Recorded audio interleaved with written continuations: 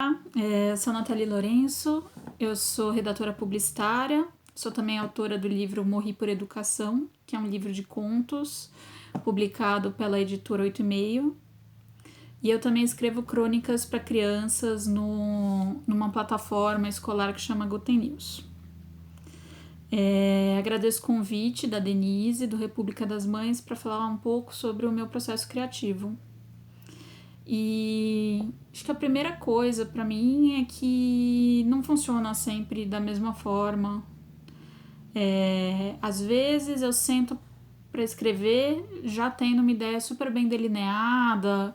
Às vezes eu tenho um documento que eu sei que eu quero escrever, uma ideia de tal jeito, e daí eu começo a alimentar esse documento com ideias, um parágrafo sobre como que é esse personagem, quais são os dados básicos do personagem, coisas que eu quero acrescentar, e daí, tendo isso já maturado, já tendo algumas ideias, algumas frases que eu quero colocar, eu sento para escrever. Geralmente escrevo em 2, 3 sentadas, dificilmente não são super longos, né, os textos que eu escrevo normalmente.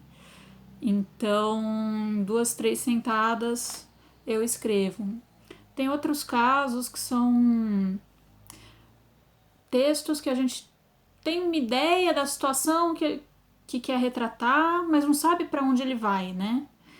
E nesse caso é muito gostoso também você ter essa liberdade de ir descobrindo conforme você escreve o texto, saber para onde ele vai. Então, já teve texto que eu sabia que eu queria que se passasse em um ambiente específico, que ali me pareceu uma coisa interessante, então eu coloquei personagens ali, mas eu não sabia para onde o conto ia levar. E daí aos poucos aparece aqui um personagem, aqui uma situação, e daí você fala, tá, estou escrevendo um conto sobre tal coisa. E daí você volta e revê o que for preciso rever para que tudo fique mais encaixado, que quando a pessoa chegue no fim, tudo faça sentido, né? Isso é uma coisa que é interessante, às vezes mais trabalhosa, né? Porque você tem que passar mais vezes pelo texto, né? Para que ele faça sentido, né? Teve um texto específico que eu comecei a escrever sem saber para onde ele ia, daí cheguei na metade, descobri o que ele era, daí voltei para refazer com essa intenção, depois você passa novamente, mexe novamente para que ele fique uma coisa só, né?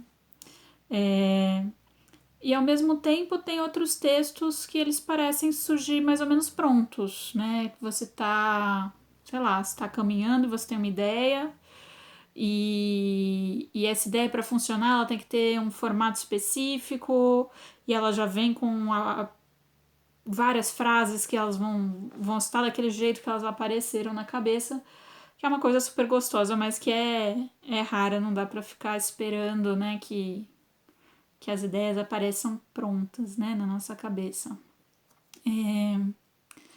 Eu gosto muito de usar humor. Às vezes, isso foi uma coisa que, especialmente no início, quando eu estava começando a escrever, era quase involuntário, né? Então, às vezes estava querendo escrever uma coisa que era séria e, por alguma razão, ficava engraçado. E sei lá, uma época eu achava que, tipo, o fato de você colocar humor, às vezes parece que você não vai estar tratando de temas importantes, ou que não está tratando com uma seriedade, ou que aquele trabalho não pode ser levado a sério. Mas na verdade não, né? É possível falar de tanta coisa delicada e complicada e difícil com humor de um jeito que torna mais leve, talvez seja mais fácil até, né? No fim, se aproximar de assuntos que às vezes são cabeludos e que talvez o instinto seja não olhar para eles.